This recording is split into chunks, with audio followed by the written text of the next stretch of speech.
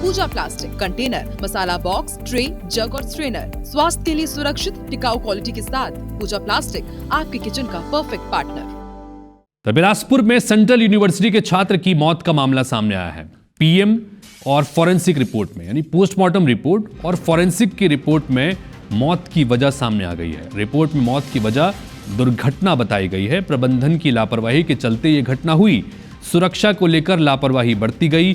लापरवाही बरतने वालों पर एफआईआर अब दर्ज होगी। बीते दिनों कैंपस के तालाब में छात्र की लाश मिली थी और इसमें अब फॉरेंसिक रिपोर्ट और पोस्टमार्टम रिपोर्ट से ये खुलासा हुआ है कि हादसे की वजह से जान चली गई थी और प्रबंधन की लापरवाही इसमें है। जितेंद्र थवाइट हमारे सहयोगी जुड़ रहे हैं। जितेंद्र, पोस्टमार्टम रिपोर्ट और फॉरेंसिक रिपोर्ट आ गई है जो बताती है कि यह हादसा था, लेकिन प्रबंधन की लापरवाही भी इसमें थी। क्या जानकारी आ रही है इस रिपोर्ट में?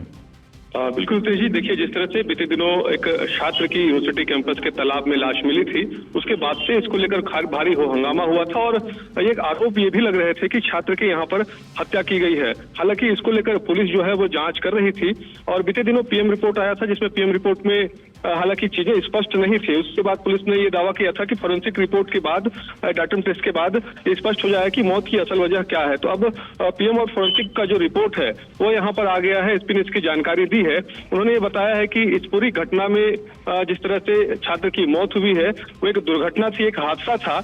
हालांकि इसके साथ ही एसपी ने यह भी स्पष्ट किया है, क्योंकि इसमें लापरवाही हुई है। जिस तरह से यूनिवर्सिटी कैंपस में सुरक्षा की व्यवस्था होनी थी, सुरक्षा को लेकर जिम्मेदारी तय होनी थी, वो यहाँ पर नहीं हुई है। क्योंकि छात्र 2 दिन तक अपने हॉस्टल से बाहर था, उसके बावजूद यूनिवर्सिटी प्रबंधन को, हॉस्टल प्रबंधन को इसकी जानकारी नहीं थी। और जिस जगह पे ये हादसा हुआ वो भी डेंजरस पॉइंट है, डेंजरस प्लेस है, लेकिन उसके बावजूद वहां पर सुरक्षा व्यवस्था नहीं की गई थी। लिहाजा इसमें यूनिवर्सिटी प्रबंधन की गंभीर लापरवाही जो है वो सामने आई है। तो पुलिस ने यह साफ किया है कि नेग्लिजेंसी का जो केस है वो रजिस्टर्ड किया जाएगा।